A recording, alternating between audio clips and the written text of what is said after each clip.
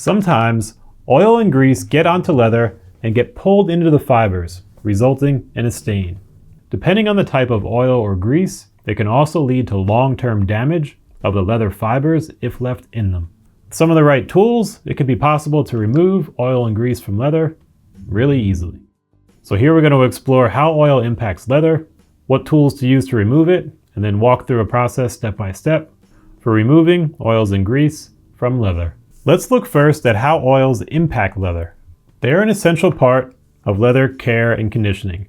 They help add fats to moisturize and keep the fibers nourished, flexible, and strong.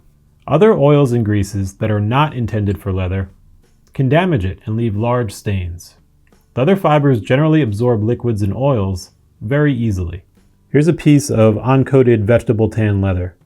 And all these fibers are open, and they're going to, through something called capillary action, pull in any kind of water or oils that are put on the top and draw them down into the fibers. And this happens over time. Thus, undesired oils can actually go deeper into the fibers over time and spread further throughout them. So it's like the right oils we want to put in and the wrong oils we want to take out. So how do we do it?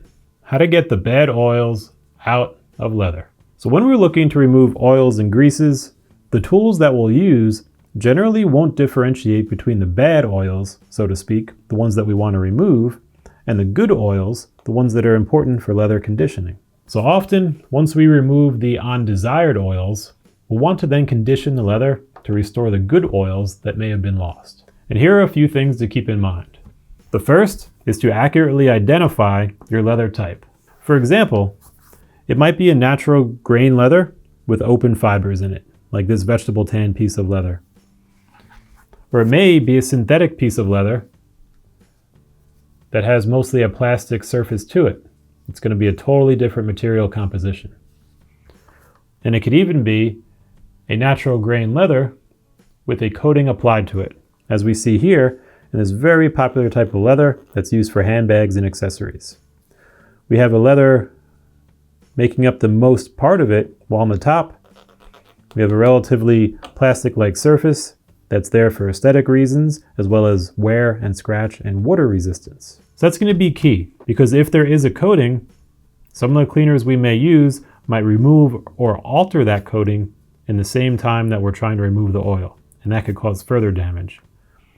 So whether or not that's okay will be an individual decision based on context, while it's also good to know going into that so you can make the right choice early on. Next, we always want to test in a very small area, preferably on a piece of scrap or in a piece of the actual leather that is not usually seen when the item is being worn or used. And that is because there are so many different combinations of leathers, tanning processes, surface protectants, other things we've added before like waterproofers or conditioners, literally thousands of different options. And so it's great if you could develop the ability to start to determine what you've got, and that way you can make an educated choice as to whether a particular cleaner is going to be good for your type of leather. So to get this oil stain out, we're going to use an oil remover to help break up and pull out the oils, and then clean the leather if necessary and condition it back to good shape. Let's check out the tools we'll need. They're going to be pretty simple.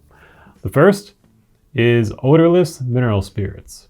So this is used primarily for painters, although it might help us in this application as well.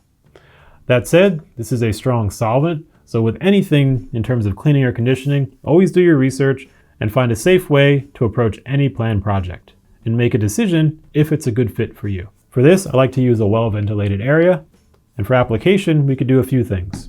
One is using a soft cotton cloth, soft in that it won't scratch the leather, and it will absorb and hold some of the mineral spirits so they can be applied to the leather.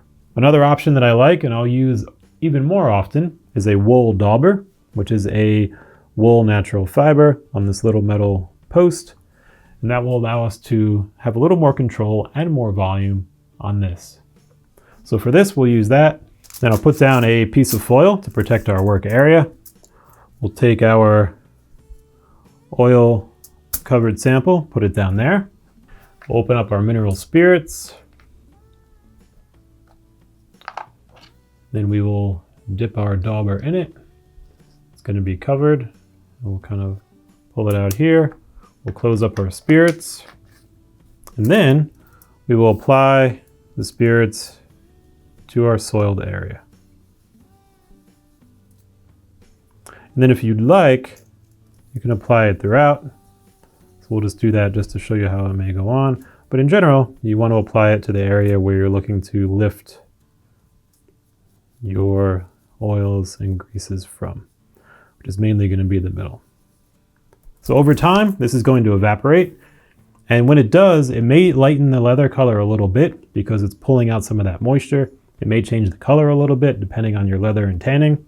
If that's the case, just apply a leather cleaner if necessary, a quality gentle one to clean that leather, and then a conditioner that can be used to restore some of that moisture and conditioning. So with the oil and grease removed, and you may have to do a few passes of that to make sure all that oil is really pulled up and out and then cleaned. And it should return you back towards what your leather had looked like, especially with the proper cleaner and conditioner. And with a little practice, it should be pretty easy.